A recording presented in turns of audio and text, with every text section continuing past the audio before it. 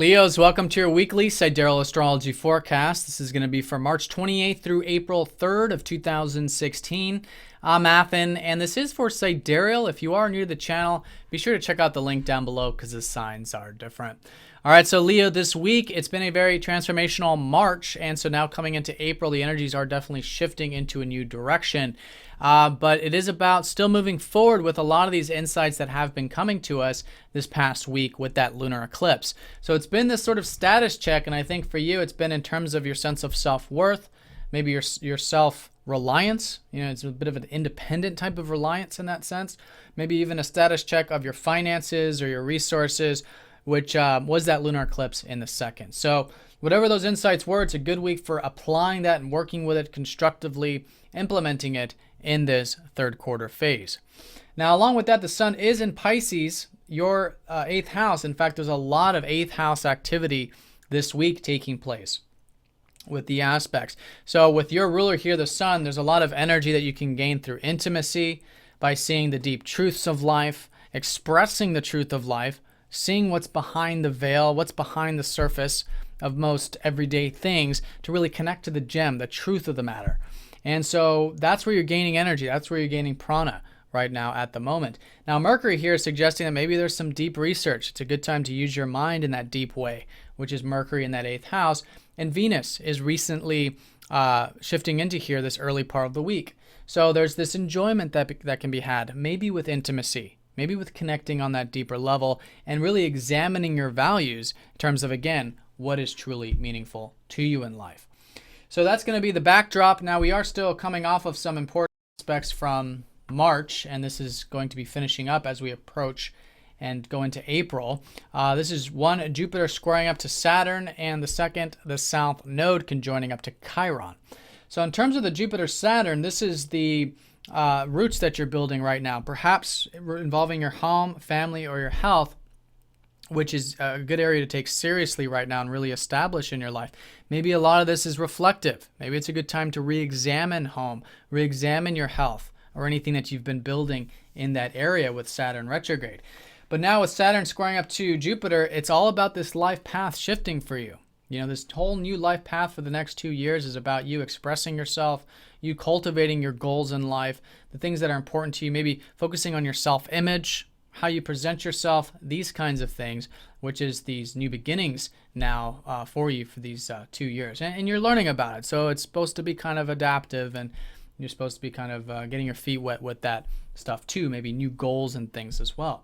Now, the square from Saturn is saying with all this expansion with yourself, there does need to be that patience, that discipline, that hard work. And I think specifically with your roots in life and your personal life can be a good way of establishing that. Now, the conjunction with Chiron in the South Node is suggesting that perhaps there are some old over-under extremes involving the deeper aspects of life. You know, some things that might be taken to an extreme that might need to be balanced. And the balance comes from healing. Okay, and this is healing too in terms of where we feel powerless or powerful, because the eighth house is all about power. Now, this is the type of spiritual power, right, which is allowing the universe, allowing God to work through us. That's the real essence of the eighth house. So if you do feel like your ego is getting in the way, or there are some things that you might be attached to in terms of specific things and the way you want things, or the control, or whatever it might be, there might be some healing taking place with that this early part of the week, which can be very liberating. In fact, with all this in Pisces, that's what all this transformation is about you restructuring your psyche, restructuring how you see things like power and intimacy, and diving deep in life, and understanding at the end of the day that, of course, this is a spiritual thing, that the true power in life is God, is the universe, and it's accessing that, and that can be very healing. Now, along with that, Venus is going to go over Chiron and that South Node Tuesday and Wednesday, really actualizing this. And I feel like since Venus rules your 10th and your 3rd house, maybe there's some things about your career that can be changed this week. Maybe in terms of your communications, that can be changed so that, again, perhaps it's deeper, perhaps it's more real, more raw, more intimate in your life. Now, along with that, Mercury is going to be squaring up to Pluto. And so with Pluto, there's this change that's been happening with your self-expression over many years, a very deep change in that 5th house.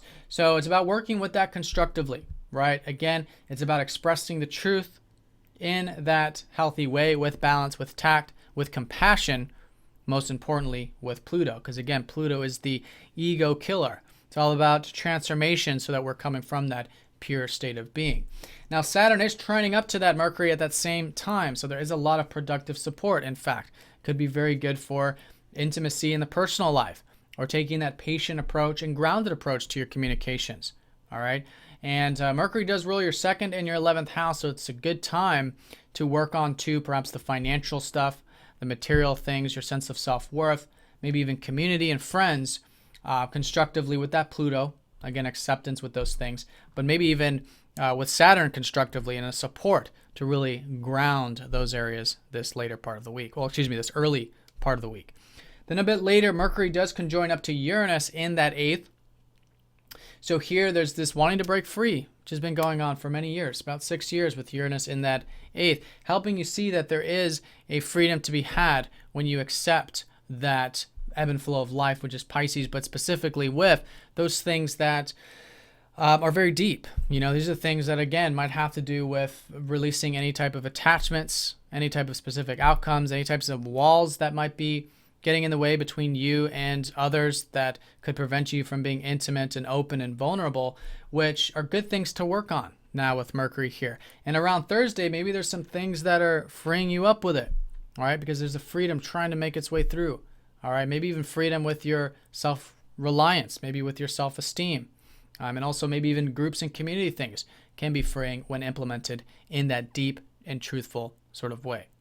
Now, there's no major aspects over the weekend, but I do want to cover it. The moon is going to be in Capricorn. So this is emphasizing this 6th house. So it could be a good weekend for health, diet, routine, that sort of stuff. And it's still a high time of this eclipse cycle. So there could be some insight about that moving forward, which again is all about these implementations about your sense of self-worth, where you can have some more self-reliance and maybe even establish yourself materially in life. All right, Leo, so have a great week. Thanks for watching, and I'll see you all next week.